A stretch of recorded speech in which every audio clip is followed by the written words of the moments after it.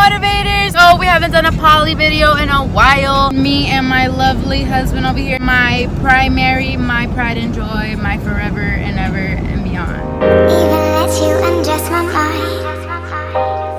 Say goodbye and watch it then press rewind. I can give you what you need. I can give you what you need. We are doing assumptions that you guys have sent us and frequently asked questions about our dynamic. These assumptions are assumptions from other people, or I guess, well, just assumptions in general. Things that you assume about polyamory. If you guys have some assumptions that we didn't cover, comment down below or go to our Instagram right here at polyamory151. The first assumption is that it's dirty. That polyamory is dirty. Is polyamory dirty? How is it dirty? First of all, because polyamory, the actual definition is poly, meaning more, and amory is in Latin for amor. So how is more love dirty? You answer me that, folks. The next assumption that we get a lot, especially from like religious views, is that you are cheating and you're just trying to justify your cheating. I don't think so. If your partner's accepting. If your partner allows it. If your partner allows it, it is not cheating. And for the fact that everything is in the known cheating, what is cheating in your book? Cheating, doing something behind your spouse's back without Knowledge, their will, or knowledge. Just hiding something in general. That's what I think cheating is. I think cheating is hiding.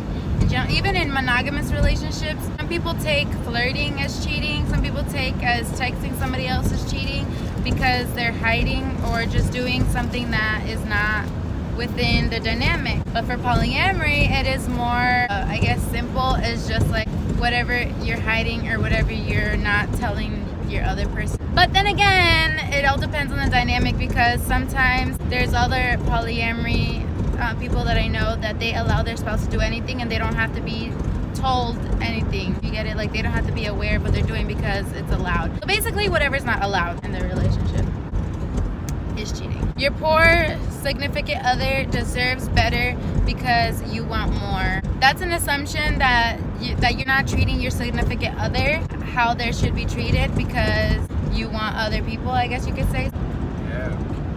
Yeah?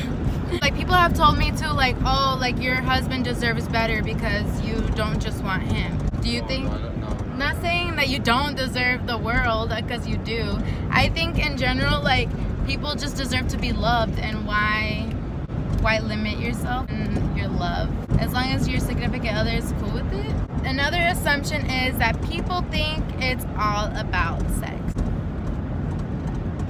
First of all, that's more swinging. Swinging is all about sex, and that's all they have. Polyamory is more about a relationship and a connection that you're putting with somebody else.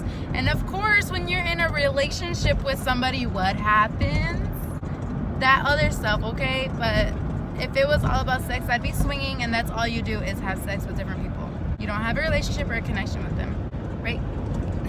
Another assumption is that we're super slutty instead of being hella picky. Some people say that too for like women that are more into polyandry. I think that's how it's called. And the women have multiple men. They tend to say that the women are sluts. There's some girls that say, just other people say we're just that other one, that we're all about the sex. I don't think we're slutty. Because it's more about the relationship. Like, you gotta build the connection first. Like, you can't just be, I don't know. So I see it. Some people think it's just about being greedy or threesomes, but it's much more. I think that's true. Some people think I think it's true that some people think that. And I think it's true that it's greedy. Actually, to me, polyamory is not greedy at all, because you're allowing your loves to love more.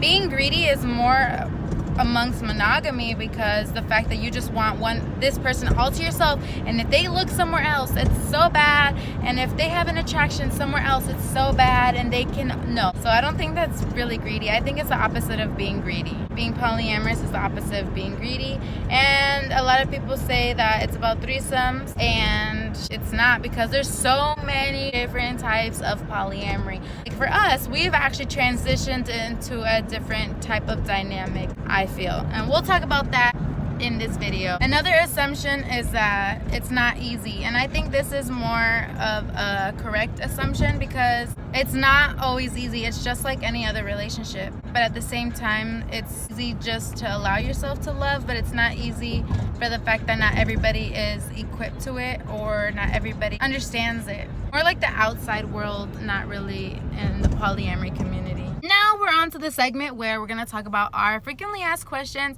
and I just posted this today, so there's not very many, and they're basically normal questions that we get frequently. Alright, the first one is there an app to find other polyamorous people? Me personally, I have no clue if there is. That's why we're on Instagram. We have a whole Instagram. Other polyamorous people follow us, so of course we follow them back. And like I said, the Instagram is polyamory 151. Yeah, it's down in the description below. Just want to follow us, and if you're polyamorous too and you want to be on our polyamory chats where we talk to other like-minded people, and it's very, very awesome too, because whenever we're in a situation, if they're in a situation, you have people to come talk to that understand you and not just bash you or tell you that you deserve more, because of course you deserve more. That's the whole point of polyamory, because you deserve more love. And I guess polyamorous people, as of now, they're in the closet. There's not a lot of people that are out, and so you kind of gotta like ask questions, and if there's people that you're interested in, kind of ask them if they'd be polyamorous. They might not know what that means, and if they do, like, they might actually be. So you just gotta talk about it and find out from there. Another question is, what made you want to start poly? Asking for my wife and I. We get this question so much, like especially in our DMs. They're like, okay, so how do you get your significant other to be on board, or like how do you get to talking about polyamory with your other person? And one answer that I do have, because they're like, oh, how did you start and how do I bring it up to my other half? I mean, all I can say is just communicate, just bring it out and talk about it, like instead of being scared. But we've always been this way, so I can't really tell you like how to actually go about that. We just always really been open, and the first time I was attracted to somebody else, I told him straight up, and we went about it like that. Just not be scared. What made us want to start? Like I said, it just happened. I didn't even know what polyamory was. Yeah, see, we don't know, it just happened. How do you find a unicorn? Shoot, unicorns? Where they at though? I was actually thinking about a real unicorn. Okay, so unicorns in polyamory terms, if you guys don't know, if you guys are on my channel that, you know, don't really know about polyamory, it means typically a woman that is joining a couple. I wonder if you can have unicorns in a quad or more. I'm not sure. It's usually, yeah. And that's why they call them unicorns too, because they're hard to find. They're like magical or whatever. And the way I personally have found them, we have found them in the past, is because like I'm the one that goes on the search or whatever.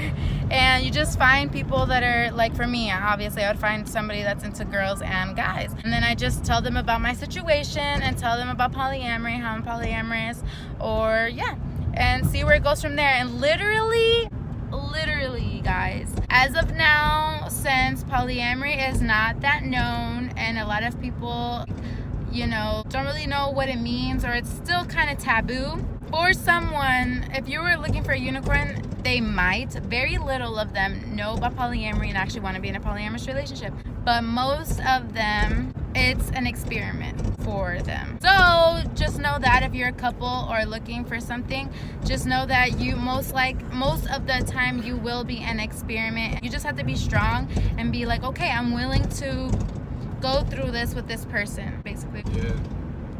Because we're an experiment. You just gotta accept it and be strong. Pick somebody who you think is worth being the experiment for, I guess you could say. Just enjoy it while it lasts, because love is hard to find in general. So just enjoy it and move along. How do you share your man without being a jealous psycho? Honestly, I am very possessive over my husband. And he's possessive over me, but only towards men. What did you say? That's correct. Yeah, and I'm possessive over him, obviously towards women, because I have no reason to be possessive over men. It took me a lot of time and a lot of instances that I had to get over, and a lot of communication and reassurance with him. And now I'm like hardly jealous. Like I used to be really, really jealous in the beginning of our relationship. I used to not even like if he looked at other girls and stuff like that. But then after a while, like when we would communicate and everything like that, Communication. it got better. And then over like the years of us actually having unicorns, it has progressed. And yeah, it took a lot of mind training, to be honest, because in polyamory there's no competition of who's better and who's not. Okay, and monogamy there is. You always want to be better. You always want to be better than the other girl. You always want to look better and all this. No, I have realized in polyamory everyone has their different qualities that they share, and that's it. And you love those people for their different qualities. Nobody is better or less than anyone else. It's just love, and that's it. There's no competition in love. Well, hey guys, you caught us eating. It was already getting dark in the van, so we just decided to wait until we got home. And I took 2 hours, he says. Cooking, I probably did, I don't know. It took longer than I expected. I made some flauta, rice, some beans, all that jazz. Telling you guys our dynamic as of now, what we are. We used to want to be looking forward to more of like a closed triad, which means that it's 3 people and like you don't date outside of that triad. But now I feel like it's transitioned more after experiencing being in a triad. It's transitioned more to like being just me and him mainly, having like many loves. Yes, I don't know what you would want to call that. It doesn't mean we're in an open relationship because we do everything together. We're not swingers because we want like an actual connection with people. At least mainly I do, and then him, like they would connect like more in person, like as whatever ends up being in the long run. So as of now, we already have a few loves, you know, a few people that we love, that I personally love. He cares about because I care about them, so he respects them. That's the transition of what it is. Thank you guys for watching, and like I kept saying, subscribe to our YouTube channel and follow the Instagram for the polyamory. If you guys want to see more polyamorous videos, comment down below what you guys want to see. Remember, it's not a rough life, it's a rough moment. You will get past it, and you will own it. Would you leave the boundaries of your mind? I bet you never even knew that there's a universe inside of you.